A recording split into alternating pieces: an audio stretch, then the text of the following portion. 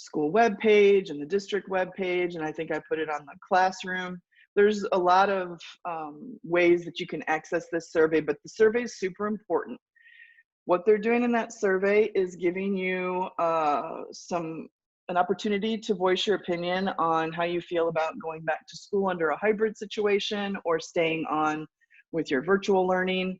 And so they want to get feedback on that. The reason is because they're trying to prepare the campus. On the 28th, it looks like all the teachers are going back. So we'll be going back to school, and then they'll be phasing in students in some groups. So they're still trying to decide what groups those will be for the people who want to go back to school. If you do not want to go back to school, you do not have to go back to school. You can stay on your virtual pathway. I'm not 100% sure how that will work, but that's the plan. Then they'll start phasing in different student populations. They're talking about maybe having the students who are having connectivity problems come in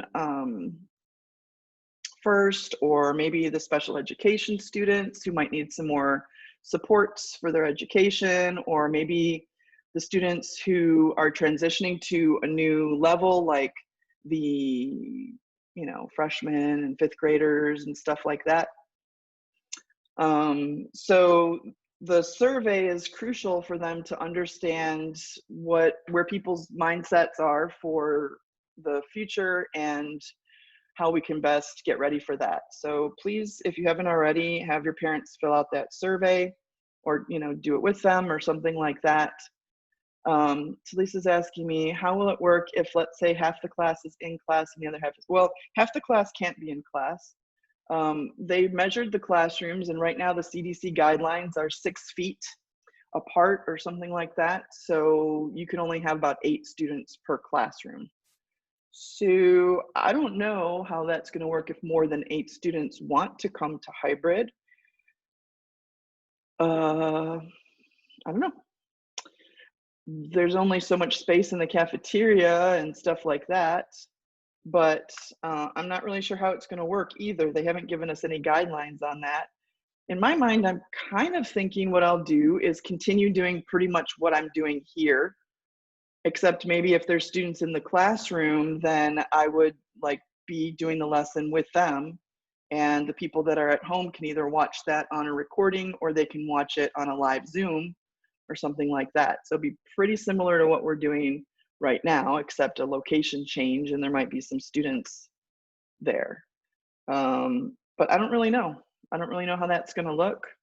I do know that I've already planned. This course has been structured really for no Zoom calls. The way that we had to write it for STC was just put out the modules and students do their work. Excuse me. So the fact that we have these Zoom calls is, kind of good. I think it helps with things overall. But yeah, I don't really know how that's going to work, but they're going to phase in students over the next 4 weeks in different groups slowly. And then those students will have the opportunity to choose, do I want to stay at home and continue virtual learning, or do I want to start going to school? Going to school will not be an everyday thing either. So the hybrid will mean that you will go to school 2 days out of the week, and the other days will still be asynchronous at home. So I don't want you to think that hybrid means that you're going back to a regular schedule. I've heard 2 different things about the schedule, so I'm a little unsure about how that's going to work. One administrator told me that we were going to keep the same schedule that we've been doing online. So school would kind of end at 2:45. You could spend some time in the computers or the library or with your teachers after school if you were on campus. But then another administrator told me today that that's not the case, that they're going to go to a different schedule for hybrid. So I guess stay tuned for that one.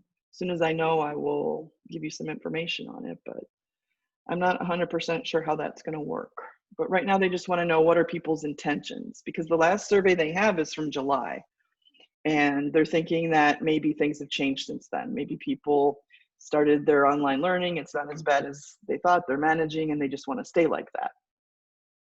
So the survey will help them know how to prepare the building for when we do go back to school, or some people go back to school, or at least the teachers go back to school.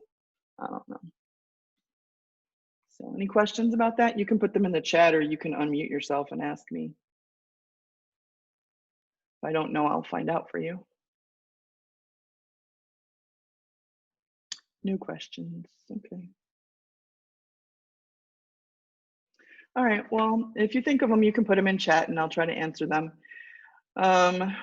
Just make sure that you get that survey taken care of so they can get as accurate a count as possible. They were saying that as many as 30% of the students wanted to go back when it was hybrid, but that was from the July survey. So we'll see with this new survey how that turns out. The next item is progress reports. Progress reports go in on Monday for both schools. So they started really wanting us to do the STC Starfish system. And if you're not familiar with Starfish, I did put a link over here. It's sort of like progress reports, but they only do it twice a term from STC. And it's just sort of like an opportunity for the instructors to say, oh, good job, keep up the good work, or like there's a concern. So when we do a flag on Starfish and there's a concern, it means that you get notified through your STC email. Maybe it's an attendance concern, maybe it's a grade concern, sort of like early warning system. Also, it alerts people in the dual enrollment offices at our campus and at STC that there's an issue. So if there's something going on, then it will flag you in Starfish. And you can access it here. I put a little link over here, also in your JAGNet. So you can go either place to look at your Starfish. But this Monday coming up, a week from yesterday, I'll be uploading your progress report grades. This class doesn't generate tons and tons of grades because it's based on the requirements for STC. Actually, if I was only going for the requirements from STC, there'd only be 3 grades in the entire semester, 2 papers and an exam. But obviously that's not to your advantage, so we have other grades in there. One of the grades is the formatives. So on Friday or over the weekend, I'll be putting in your first formative grade. So you should be able to see your percentages on formative on each one of the responses. If you haven't already gone to formative and looked at your responses, you should notice that in the upper right-hand corner, there's a little bell. Mine looks a little different than yours, but there's a bell up here, and that will have notifications. I do make a lot of comments on the formatives because I think that it's an opportunity for us to converse about the literature and for me to see how you're coming with your understanding of what you're reading. This isn't the type of class where you'll be, maybe you haven't figured out, probably you have. I'm not going to be explaining the things that we read to you. It's not a situation where the reading assignment is something that you read and then you come in and I do a whole talk on it. I'm assuming that you're understanding what you're reading and we will reference it and I'll answer questions about it if there are questions. But don't expect that when you come to class, I'm going to be going through the whole thing and explaining all the characters and the plot and the conflicts and all that stuff. I don't do that. So that's what the formatives are for. I'm not really giving quizzes either because just the circumstances are weird. So formatives are doing that work for me in making sure that I'm checking in with you about what you're reading and if you're understanding what you're reading. And I noticed that some people are struggling with formatives and, you know, giving adequate responses. So last week I made this little sheet and hopefully you looked at it. I put a little link at the top of the formatives for Thursday and for Friday, just so that, you know, to remind you of what I'm looking for in the formatives. It seemed to me like some people were giving really vague answers or incorrect answers or just 1-sentence answers. And you can do that, but it's only going to get a point out of 5. And that's not going to help you with your grades overall. So just keep in mind that I'm looking for these things. I'm looking for evidence that you've read and thought about your reading assignments.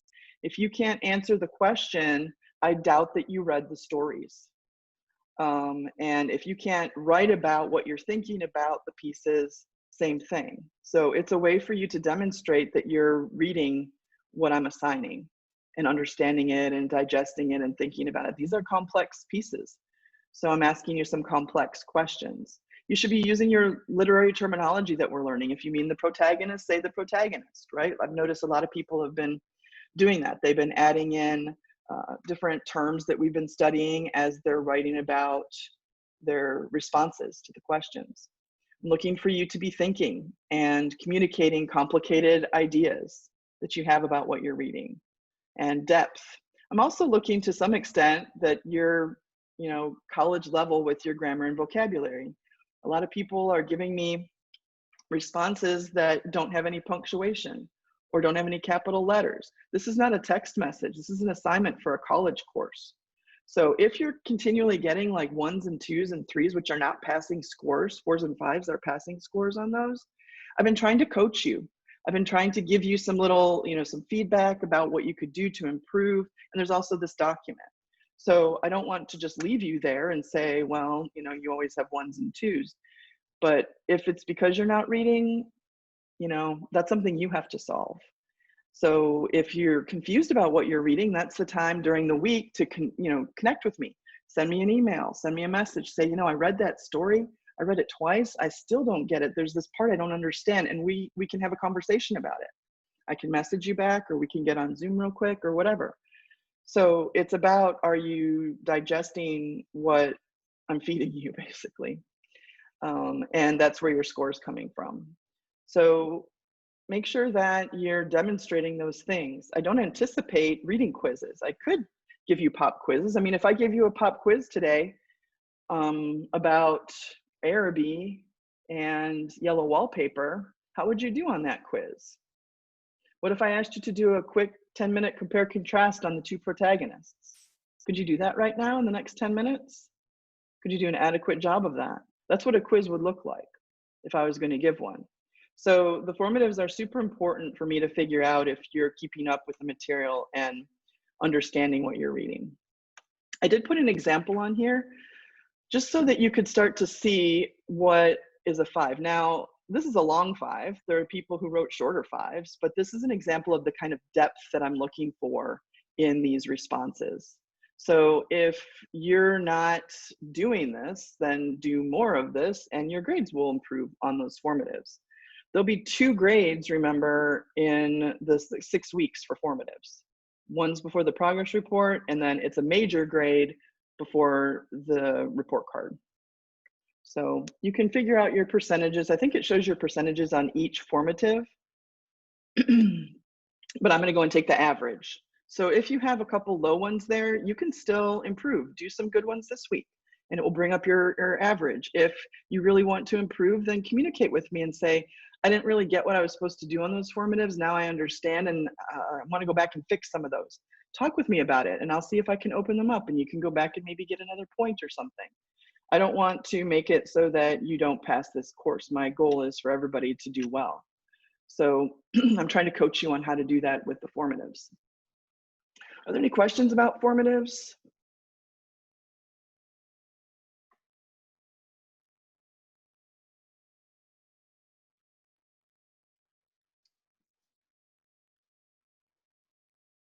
Chat. No questions. Okay. All right. Hopefully that makes sense. But if you're trying and it's still not coming through to me, then definitely communicate with me and we can fix it. We can work on it together and I'll help you. That's the whole point of school, right? Okay, so make sure that you look at comments that I'm giving you with the little notification, and also you can reference that example to help you do better on those. One more thing is that we're starting the Apply Texas process with the seniors. So seniors, this week, a couple of important things are happening to help you with Apply Texas. Apply Texas is the application that you can do to apply to multiple schools within the state at the same time with the same application. So some of you have already started, I know, because you've asked me to look at your essays and give you some feedback on those. Other people haven't started, but the counselors are going to be coming in for the seniors on Thursday to this Zoom meeting. Normally Thursday would be an asynchronous day, but the counselors are going to be coming in to meet with you. I think they have like a general presentation and then in breakout rooms so that they can help you. If you already started with Apply Texas, then they'll help answer questions and help you, continue working on it. If you haven't started it at all, then they'll help you get started and, get you going on that path. But really, you can't file for financial aid until you have already done your application. So it's early, but it's time to get started on that. I know it seems like it happens right away, the beginning of senior year. Juniors, you do not need to show up on Thursday. You can just, wait until next year. But seniors, I highly recommend that you show up on Thursday. I don't know if the counselors are going to be able to do it again after this week. So make sure that you make the time to show up there and get their help. I'll be there too. Obviously, I'm going to be in control of the meeting, so but they're going to be doing the meeting at that point in time. I also want to point out that the essay is super important along with the college admissions process.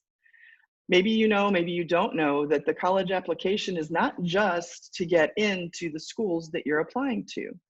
So the Apply Texas and any other college application is also, in a way, a scholarship application, because a lot of universities will look at the applications, and if they really like what they see with your personal statement and the essay and with your academics or your extracurriculars, then they may entice you to come to their school by offering you a scholarship in your acceptance letter.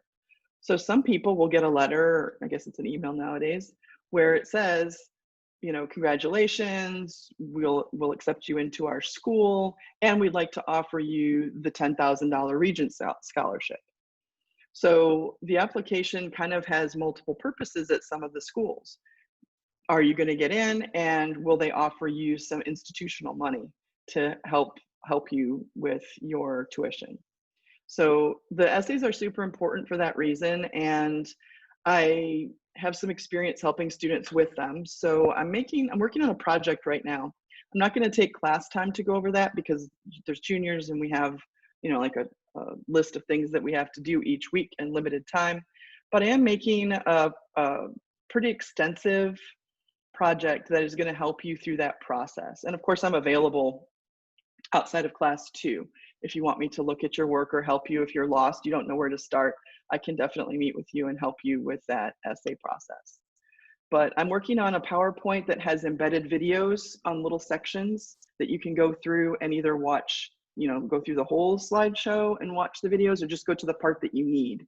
And I'm almost done with the videos and embedding it. So I think by the end of the week, or the weekend for sure, I'll be able to share that with the seniors so that you can get some advice and some help on the admissions essay. So if that's something that's on your to-do list, then that's coming.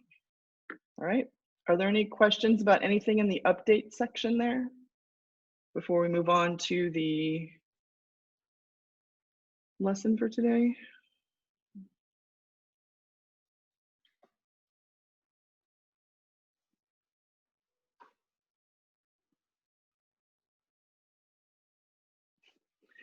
Y'all make me open the chat just to say no questions. Okay.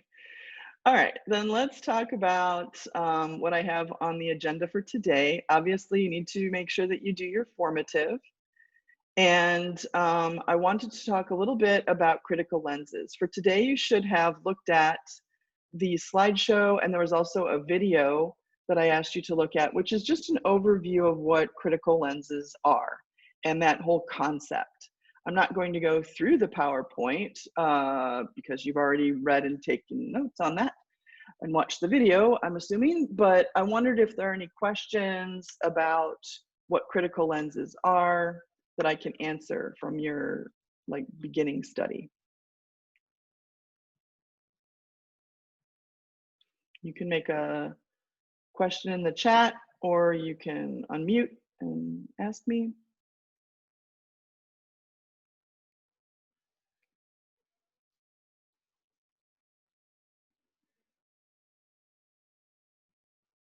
All right, so critical lenses, just keep in mind that it's a perspective. I think the PowerPoint does a good job of explaining how the lenses are something that we try on in order to have a different perspective on a piece of literature. It's not necessarily something that we have to adopt.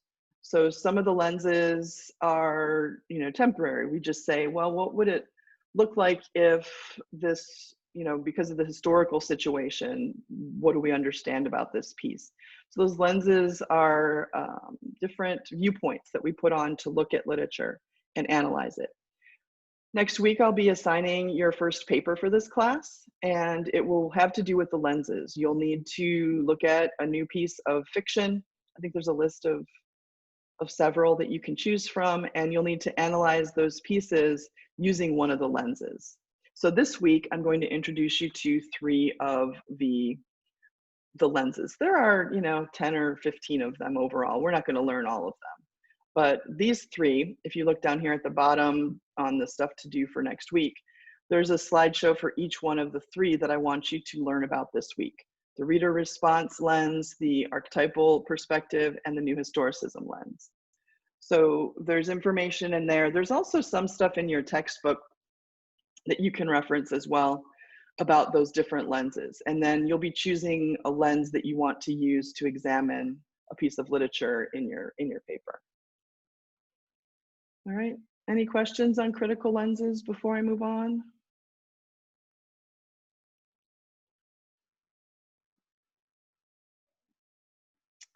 All right, the next thing that I asked you to do last week was to read the chapter and take notes on point of view.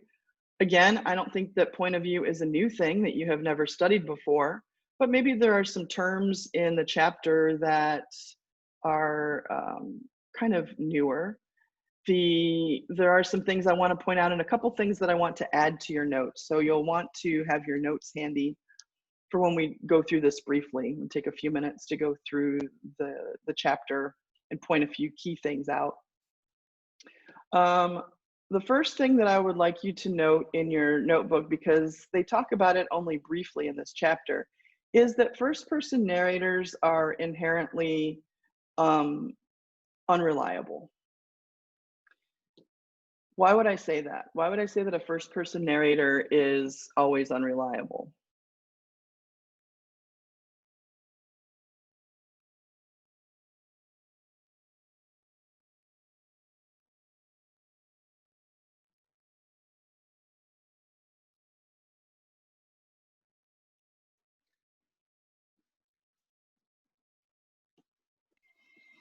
First person narrators only give us a perspective of their own view. They don't give us any thoughts, anything else about other characters, only themselves. Good. Right. So when you're speaking from your own perspective, that's the only thing that you can reference.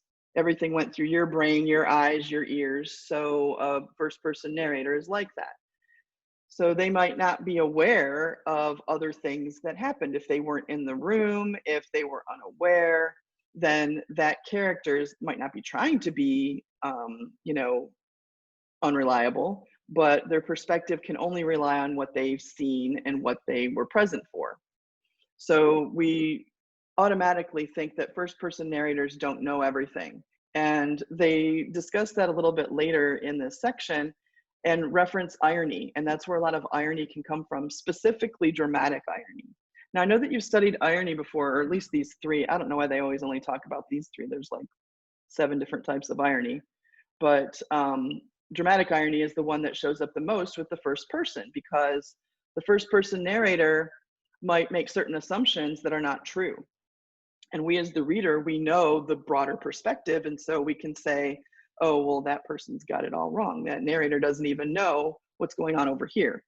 If I have a character that is talking about a date that she was on and she says, oh, it was so wonderful, I think we're gonna get married. That's her perspective. But then if I'm the reader, I might also know that after she left the room, her date, texted his wife and said, I'm on my way home, honey. So there is a lot of room for dramatic irony and things that first person narrators don't know that we know as readers. And so that creates suspense usually. The reason that a writer will do that is to create suspense, because now all of a sudden we're waiting for the other shoe to drop on that lady, right? So that's why they mention irony in that spot. And they give a few different examples of different types of irony there. There's a discussion here of unreliable narrators, which I just kind of talked about. A third person narrator can also be unreliable, but we usually consider them to be more objective than a first person narrator. A first person narrator could be trying to tell the truth, or they could be lying to themselves, right? Omniscient narrator is something that you should have heard about before as well. Some third person narrators are all knowing, they can see into the minds of characters. We'll know if it's an omniscient narrator because it will say something like what the character was thinking to themselves, or what they were debating in their mind about doing, and that sort of thing. So if we have an all-knowing omniscient narrator, then usually that's pretty obvious. There can be a limited omniscient narrator. This sometimes trips people up because they assume that if the narrator can see into one character's mind, that they can see into all the characters' minds, and that might not be true. Sometimes a writer will set it up so that the narrator can only look into one person's mind. And that's what we call a limited omniscient narrator, which sounds like an oxymoron, right? Limited omniscient. But there are situations in literature where the omniscience is only limited to one character. So that's something to think about too. All right, then they give you a definition of objective narrators. I like to think of objective narrators as kind of like reporters. They're just there to give you the information of what they saw. So it's just more about the actions that are taking place, not what the characters are thinking, because an objective narrator is not omniscient and can't look into their mind. The next part seems like it's repeating because they start talking about limited omniscient again and first person point of view. But what they're doing in this section is they're talking about why an author would choose a particular point of view over another point of view, because that's an author's choice when they're writing their material. So why would an author choose a limited omniscient point of view? Why would an author choose a first person child point of view? That is a specific term. It's called the child's eye narrator. You can put that in your notes. If you read, did you all read when you were sophomores? Did you read To Kill a Mockingbird? Yes. Yeah. Yes. I think they do Yes. have that a lot in a lot of the sophomore classes. Yeah, so that's called the child's eye narrator. It's a very specific kind of first person point of view. And the way that that works is that the child narrates what they're thinking and what they're doing, but the meaning comes from us as being more experienced. In Mockingbird, we have a 8-year-old narrator, Scout, and she's talking about a time in her life when her dad was on a very important, he's a lawyer and he's on a very important trial, but she doesn't really understand the trial. She doesn't really understand what her dad's trying to achieve in the place that he's trying to achieve it. We do as readers, and we go, oh, okay, that's horrible racism. And he's trying his best to fight against that. And it's not working so great. And his frustrations with that. But she says things that are insightful, but she doesn't know that they're insightful. And so she's got that child's mind. And so we call that a child's eye narrator. And there are pieces that are like that. Araby's kind of like that too, because in Araby we have a young narrator. He's probably in his early teens, and he is trying to experience growing up, and it doesn't work out so great for him either.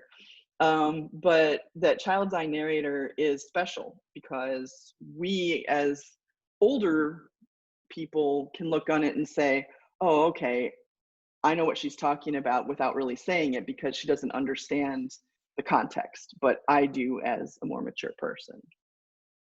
They talk about that. Then they talk about first person point of view. So why would an author choose these different ones? And then you've got your checklist at the end, as usual. So is there anything from the chapter that I can go into a little more detail about for you? My goal when I go over these chapters is really just to drive home some main points and solidify things for you. I know you already read the chapter, so it's not like I have to go through every little detail, but if there are questions, I'm glad to answer them.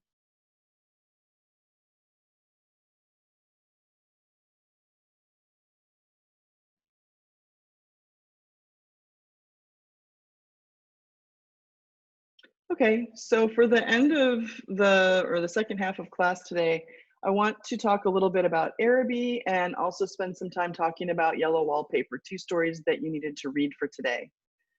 One of the things that I want to talk about with Araby is um, is its special qualities, because a lot of people read Araby and when they're done reading it, they just sort of go, so what? Like that was a non-story. Some little kid went to a market to buy something for a girl and he didn't buy anything, so where's the story? And I want to go through a really brief slideshow that I prepared for you, because Araby is one of the most famous pieces of literature that we have in 20th century literature. And there's a reason why. So a lot of people don't always get those reasons right off the bat. And so historically, I want to talk about that. And you can go through the slideshow with me, or you can just pay attention. But so it's important to know that when Araby was written, James Joyce was ahead of his time. He was writing in a time where short stories were fairly new. We don't really have short stories as a genre before the 1800s. They just didn't exist. People wrote in poetry, people wrote plays, people wrote articles, but short stories, short fiction was not something that writers did. The stories have been around forever, but the main purpose of stories was either to act them out or to recall history. So in the 19th century, we have the rise of the short fiction. And most of those pieces are sort of fantasy based. Think, like Edgar Allan Poe. He kills somebody and he's got her heart underneath the floorboards of his house and it keeps pounding and waking him up and making him feel guilty. That's a good story, but it's not realistic. I mean, unless any of you killed somebody and you have their heart under the floorboards of your house, that's not something that's going to happen. It's more for entertainment. When James Joyce came around, he changed all of that thinking and said, well, all that's fine and good, but I want to write about how every person can relate to certain stories. So we call that urban realism. It's a term that you might want to jot down.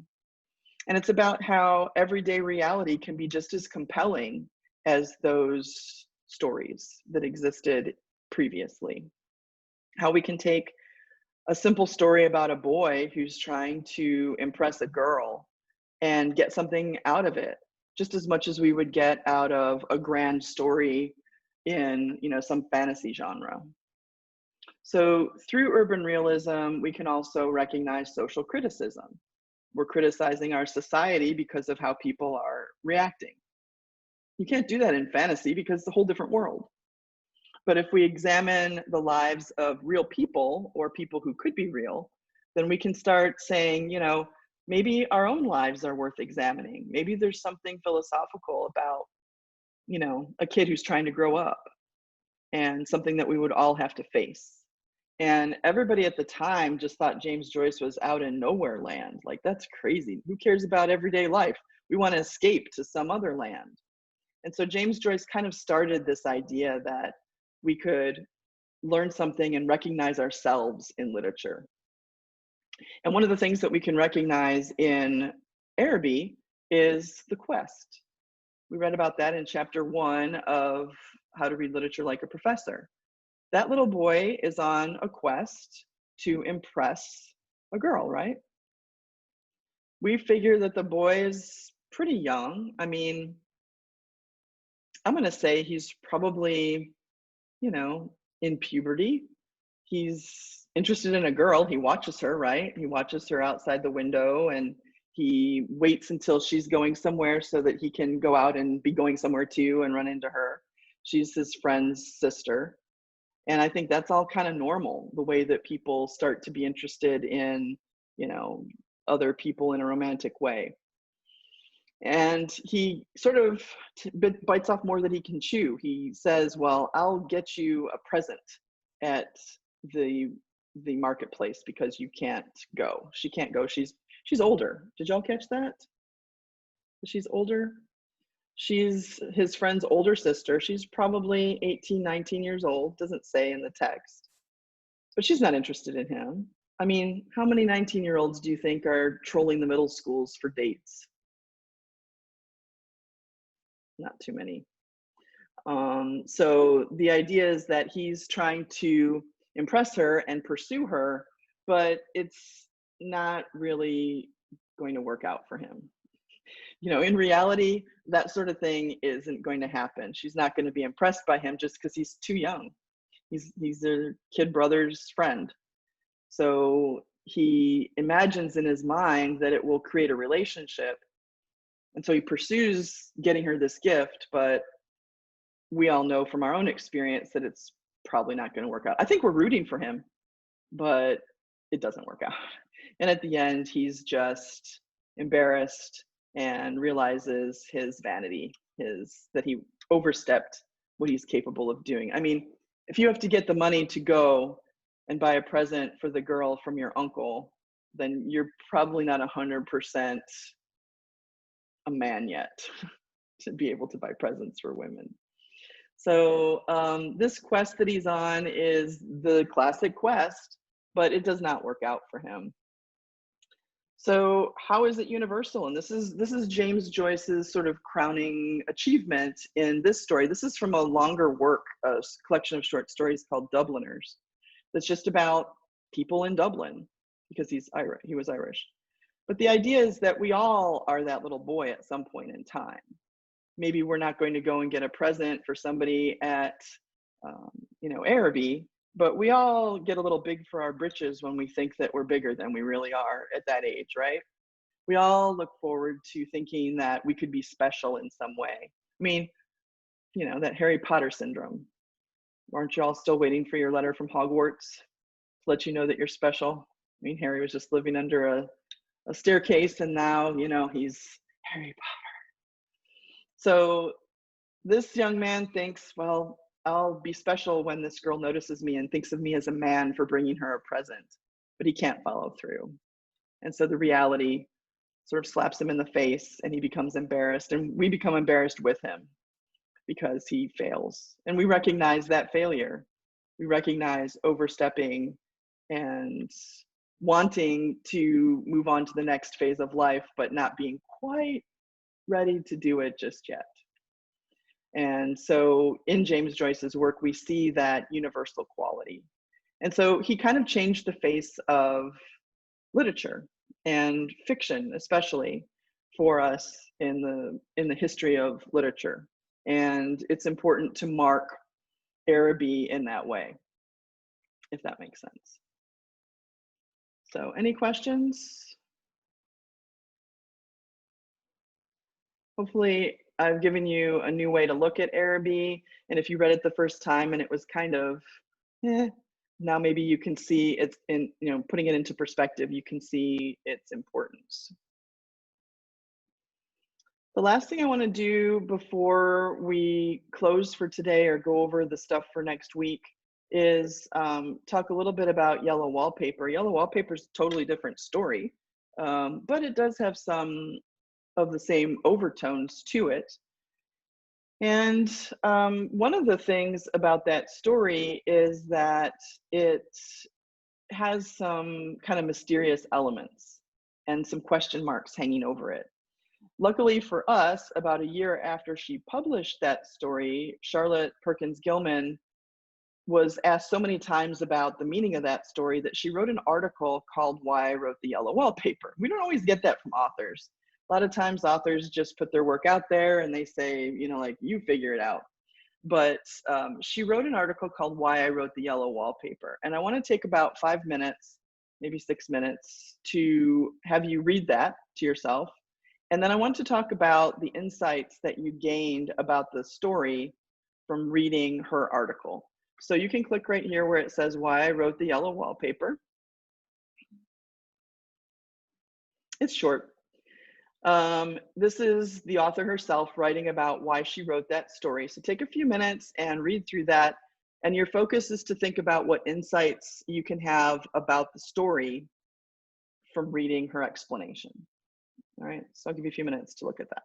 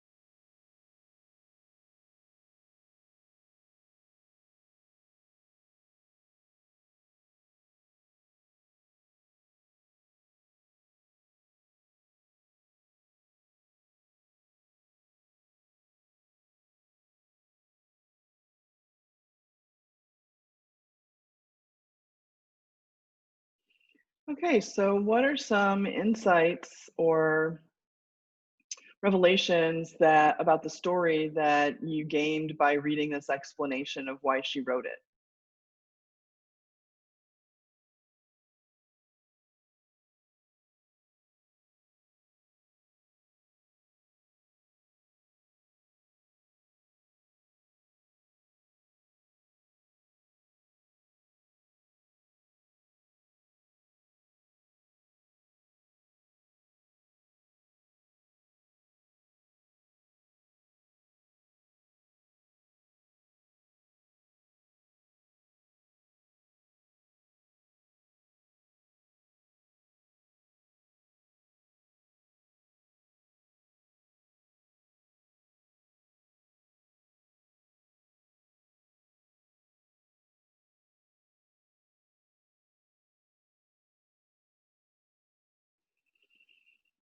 That she wrote it to keep people from going crazy. Yeah, you get that from that last little paragraph, right? The idea that she went through the same thing.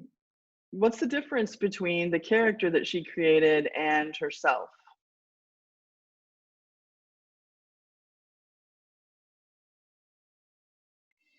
Her character became a little bit, well, she went a little bit crazy.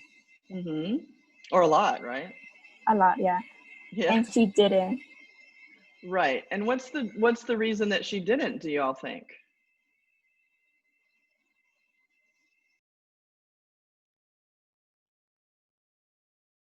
She talks about it over here, right? She had the same kind of nervous breakdown that the character's having in the story. And this is before psychology, right? This story happens before psychology was a science. So there's no such thing as therapy. There's no such thing as, like mental health issues. This is a historical thing, over 100 years ago that this was published. So the idea is that what happened to people if they had depression or other, issues that were mental issues. If there's no such thing as depression, how do you fix it? And she had the same thing, is what she's explaining in the article, right? And she goes to a doctor. She goes to a very famous doctor. There's this guy called Weir Mitchell, and he was a real person. And they noticed that a lot of women had this same sort of disorder. And the reason is because it's postpartum depression. She just had a baby, and that can play with the hormones in a woman's body. And so she has postpartum depression, but it wasn't anything that they would have recognized at the time. So the solution to that, she explains right here, is the rest cure, which would sound insane to us today. Because the rest cure means that a person goes home and stays in a room by themselves without anything to do, nothing to read, nothing to write. That's why in the story, she's hiding her little notebook and her pencil because she's not supposed to be entertaining her mind at all. She's just supposed to lay there and rest for like 6 months. Can you imagine? That's kind of crazy. Or it would drive you crazy. And that's the point that she's making, right? So she has a quote here. She was told to live as domestic life as far as possible, to have but 2 hours intellectual life a day. Never touch pen, brush, or pencil again as long as I live. That was her medical, advice of how she should solve her problem of depression. Well, that's probably going to have the opposite result. So the difference is that the character goes with that advice and continues doing it. The author didn't. She couldn't stand it. So she's writing about what might have happened to somebody if they took that advice, and it's not a good result because the woman in the story ends up going insane, right? So I think that sometimes it's nice to look at the author's purpose if they have presented it to us and see how that informs our understanding of the story itself. If they don't do that, then we have to do our own interpretation and our own investigation of the time period. Anything else anybody wants to say about this little article that Gilman wrote?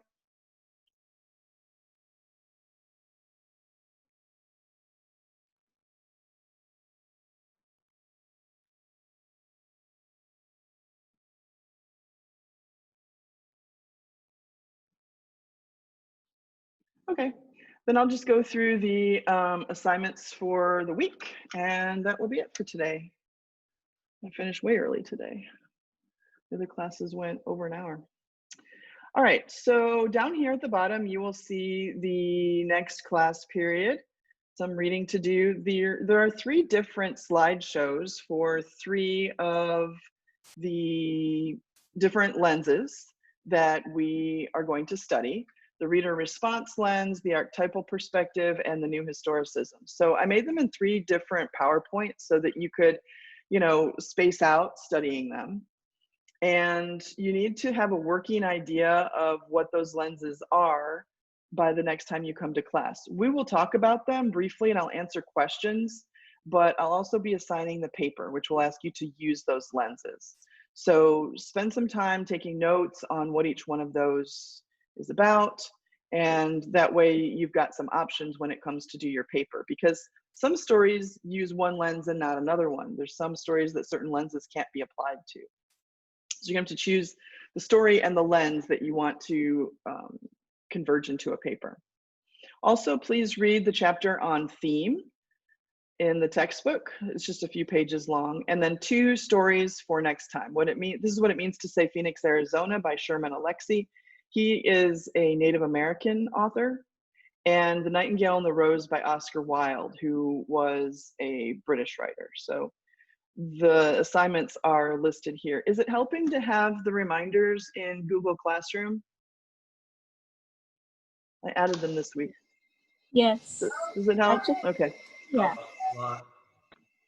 Okay, I'll keep doing that then. If it's annoying to you, then just dismiss them, just go and say done. But I'm thinking most people probably go to that page, right, with all of the classes and, kind of, I know I do, and go here and they can see, like, okay, priorities, right, what I have to do today. So I started putting them in there.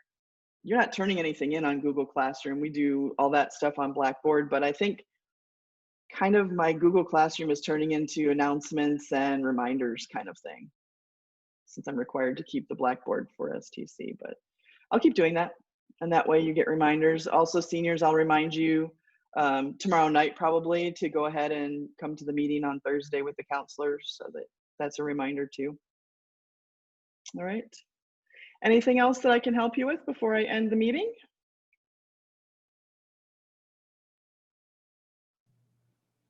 No, everything was pretty clear. All right. If you have a question and you want to stick around after everybody goes and you want me to help you with something, then feel free. Other than that, I hope you all have a good week. You can go ahead and sign out. Bye, Ms. Ramos. Bye, Miss. Have a good Bye. day. You too.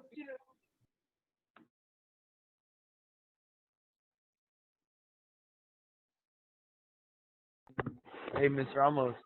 Yeah. I've been having a lot of trouble with the Zoom, but only for your class for some reason. Yeah, I saw your email. So how did you get in this time? I restarted my whole Chromebook and I deleted Zoom and I downloaded it again and then I logged in. Oh, okay, that's weird.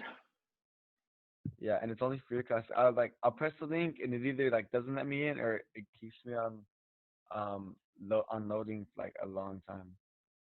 Why don't you sign out right now? I'll restart the meeting and let's see if you can sign in again. Okay. All right.